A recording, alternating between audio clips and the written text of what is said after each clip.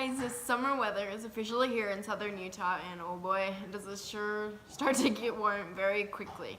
So I just wanted to make this video about the 5 main things to really keep in mind this summer as it starts to get warm.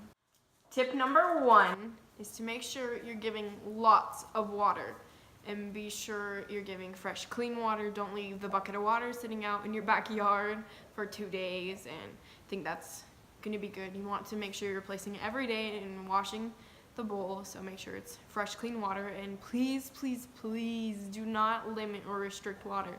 Many people do this when you have a new puppy or a new dog because you're trying to avoid potty accidents, but this is not safe. Not only is this extremely, extremely dangerous and will most definitely lead to dehydration during these hot summer months, but it can cause your dog to start excessively drinking water, and that will lead to canine blow or puking, and none of us want that. So just be careful, and please just don't limit your water. Give your dog as much access to water as they need. So tip number 2 is do not shave your dog. This is a big one that has many misconceptions, and if your dog has a haircut dog that normally needs to be groomed, please still get your dogs groomed. This does not apply to them, but if your dog is a naturally shedding dog, you do not need to shave them during the summer months. It will not do anything good for them.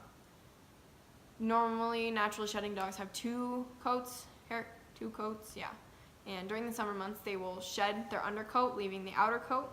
And the outer coat is called the guard hairs, and the guard hairs will help provide insulation and keep cool air near the skin, and that helps to keep them cool. And the guard hairs will also protect them from being sunburned. And something you can do instead to really help your dog cool off is you can help them get that undercoat off. Brush the heck out of them. Take them outside, get it all off.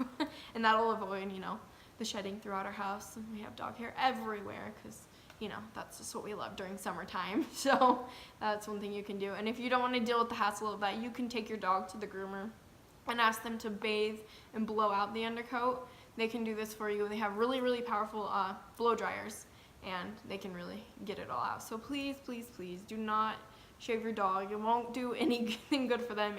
It'll take away their ability to naturally keep themselves cool. Tip number 3 is do not walk your pet when it's hot outside.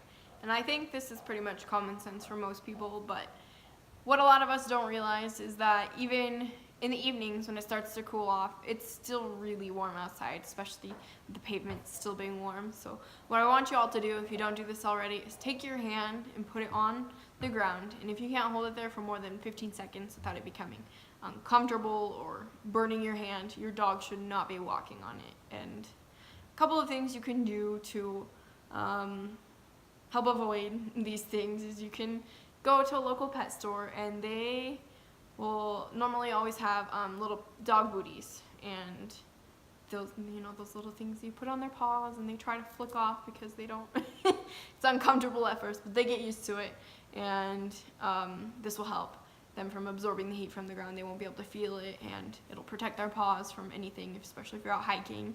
So these things are awesome. And you can also get a dog cooling vest. I love these. I just got one for my dog a couple days ago actually, and it's awesome. You just take it and you just dump water all over it, and it stays cool for up to 4 hours. It's so cool. So it's super cool. Tip number 4 is do not leave your pet in the car. This is a big no-no. Never ever leave your pet in the car, even with the windows cracked. If it's 90 degrees outside, within 10 minutes, it will already be 109 degrees in your car, and that's with the windows cracked. So please don't leave your pets in the car. That will quickly result in overheating because it's an extra 20 degrees in only 10 minutes. And 90 degrees, that's like a low temperature for the dead heat of the summer here, because it gets up into 100, 110. So please don't leave your pet in the car. Even if you think it's just gonna be a few minutes, I'll run in real quick, they'll be fine for a few minutes. They're not gonna be fine.